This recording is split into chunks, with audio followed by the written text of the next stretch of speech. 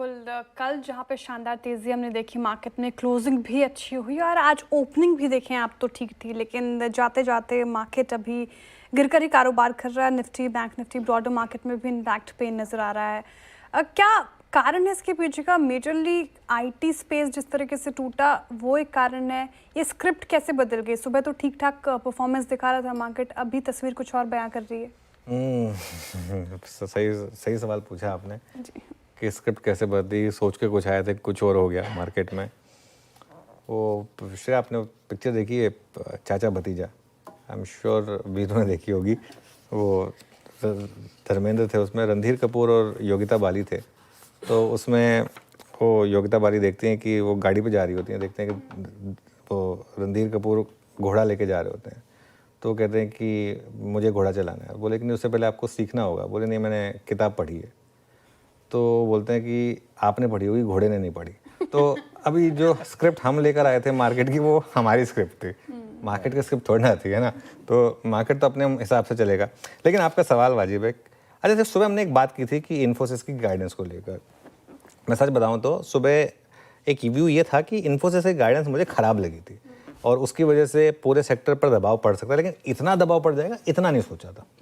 लेकिन फिर ये मार्केट है और इन्फोसिस की गाइडेंस अगर आप देखें टेक्निकली वो ऊपर नहीं है, वो नीचे है। ये बात सुबह मैंने एक्सप्लेन की थी। उन्होंने 0 to 3% को बढ़ाकर 1 to 3% किया था। ये ना एक क्यूटनेस वाली बात है। 1% तो 0 का 1 कर, 0 तो वैसे ही नहीं होना था ना। आप 3% तो इस क्वार्टर में वैसे ही ग्रो कर चुके हैं, तो 0 का तो कोई मतलब नहीं है। 3% वाला क्यों नहीं बढ़ाया? और उसमें भी एक्चुअली एक्विजिशन इंक्लूडेड था। अगर वो ऑर्गेनिक गाइडेंस की अगर आप बात करें सिर्फ, तो उसका कोई कोई मतलब नहीं था। और आई थिंक इसकी वजह से जैसे थोड़ा सा मार्केट के ऊपर प्रेशर आया। और अगर आप एक्विजिशन को छोड़ दें तो एक्चुअली ऊपर वाला गाइडेंस का रेंज जो है वो कम किया गया है, बढ़ाया नहीं गया है। और इसीलिए आज मार्केट ने आईटी सेक्टर की, जैसे वीरू यूज करते हैं ना टर्म, तहजीब से पिटाई करी। आज आईटी में अच्छी पिटाई हुई। ये व्यू मेरा एक आज जो थोड़ा सा एक मैं जरूर मानूंगा गलत पड़ा। मुझे एक व्यू ये लग रहा था कि आज शायद आईटी में बॉटम बन जाएगा इन्फोसिस के नंबर्स के साथ। वो नहीं हुआ और क्लियरली क्योंकि मार्केट को शायद अब आगे का डर लग रहा है। जो मर्जी है, ओवर रिएक्शन कह लें या जो मर्जी कह लें, लेकिन ये फैक्ट है। लेकिन दूसरी तरफ बैंक निफ्टी अभी भी रिलेटिवली स्ट्रांग है, तो वो ठीक ठाक है। अप्रोच जहाँ तक है, इंडेक्स पर निफ्टी पर सपोर्ट जोन रहेगा आपका 24,950 से 25,000 के करीब, और बैंक निफ्टी पर रेजिस्टेंस रहेगा 25,150 से 25,200 का। बैंक निफ्टी की जहाँ तक बात है, यहाँ पर सपोर्ट 56,800 पर और रेजिस्टेंस करीब करीब 57,500 पर रहेगी।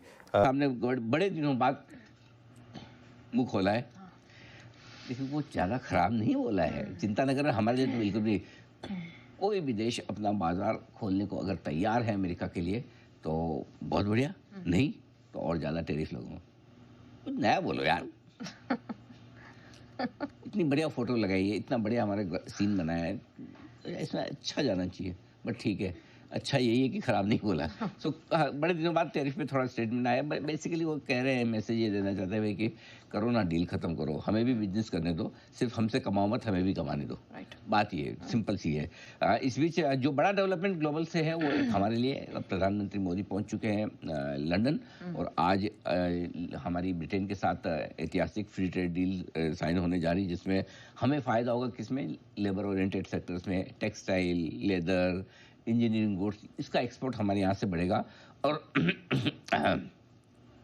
अमीरों के शौक वाले कुछ कुछ ऐसे प्रोडक्ट्स हैं जो यहाँ पर आते हुए दिखेंगे। ब्रिटेन को उससे फ़ायदा होगा। लीकर, महंगी कारें, समझ तो गए होंगे आप। ये हमारे यहाँ आती हुई दिखेगी। इनके लिए बाजार ज़्यादा खुलता हुआ दिखा। और टू सम एक्सटेंट आपके हमारे सबके काम के मेडिकल इक्विपमेंट्स जो हम लंदन से, ब्रिटेन से इंपोर्ट कर सकते हैं। ये सबसे पहले तो यही समझा दीजिए कि ये मार्केट गिरा क्यों। देखिए, वैसे तो आज ज़्यादातर संकेत अच्छे थे बाजार की शुरुआत करने के लिए कि अमेरिका में लाइफ हाई बने हैं। ग्लोबल मार्केट्स ठीक है, कोई दिक्कत की बात नहीं। एफआईज, घरेलू फंड्स की भी खरीदारी के आंकड़े बढ़कर आते दिखे पिछले 2-3 दिनों से। नतीजे कोई ऐसे ख़राब किसी के नहीं थे जिसमें कि एक्सीडेंट टाइप हो। एक ही नेगेटिव था और वो था एफआईज की बिकवाली लगातार हो रही हो। हालांकि बिकवाली भी बड़ी नहीं थी, कल 4,200 करोड़ की कैश में थी, और इंडेक्स फ्यूचर्स, स्टॉक फ्यूचर्स मिलाकर देखें तो 2,200 करोड़ की लेकिन यही एकमात्र नेगेटिव बाजार पर भारी पड़ा है कि एफआईज के बिकवाली का जो मूड है वो अभी तक खत्म या कम होता हुआ नहीं दिख रहा है।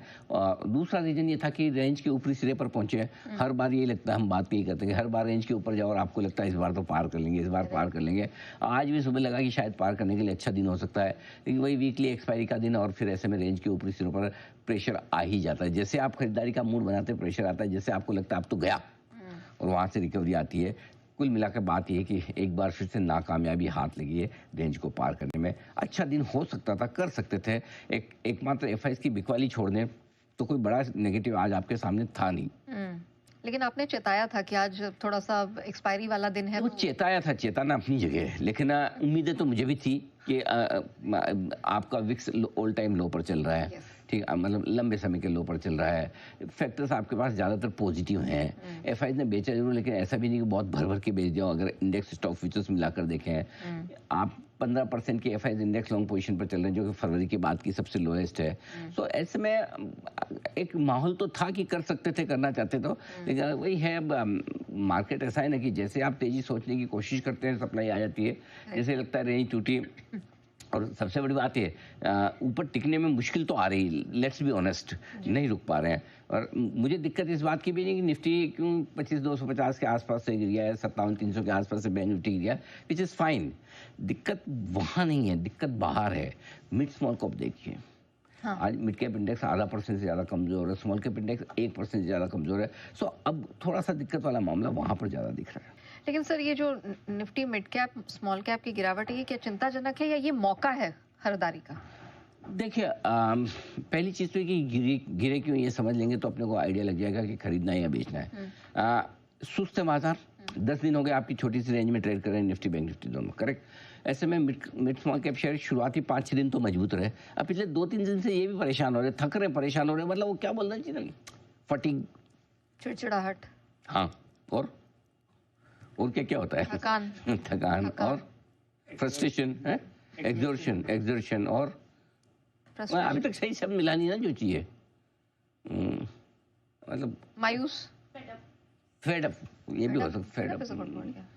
मतलब कुल मिला के कि बोलो यार क्या, मतलब लाइफ में मजा नहीं है, कुछ एकदम सब है नहीं, ऐसा क्या बेकार है तुम। तो 5-6 दिन से सोचे कि चलो यार ये सुधर जाएंगे, लार्ज कैप वापस तेज हो जाएंगे तो चलता रहा, ठीक। 3-4 दिन आप स्मॉल कैप इंडेक्स देखो, 3 दिन से वही का वही बंद हो रहा है। इसको समझ लीजिए यार मैं खुल क्यों रहा हूँ। ठीक है, आज जाके समझ में आया कि मैं गिरने के लिए खुला हूँ। तो जाके 1% गिरा है, ठीक है। सो मेरा ये मानना है कि वो थकान तो लार्ज कैप नहीं चले। देखो ultimately mid small cap share तो संकेत तो वहीं से लेते हैं, इनको लार्ज कैप से ही समझ में आता है, करेक्ट। सो मेरा ये, अब ऊपर से मिड कैप आईटी शेयरों ने थोड़ा मूड बिगाड़ दिया। मिड कैप आईटी पहले से सबको पसंद है, सबको लग रहा है नंबर अच्छे आएंगे। तो जहाँ देखो दिक्कत क्या है, जहाँ थोड़ी सी अब उम्मीद है वहाँ हल्का सा निराश क्या हो गए, आज देखो बिकवाली क्या आई है। मेरा एक तो ये रीजन है कि आज ये ज़्यादा गिरे हैं। दूसरा आईएक्स जैसा शेयर है, 25-27-28% घट जाए तो मूड तो खराब हो गया ना। इंडेक्स मिड कैप इंडेक्स में तो हिस्सा होता ही है ना इनका भी।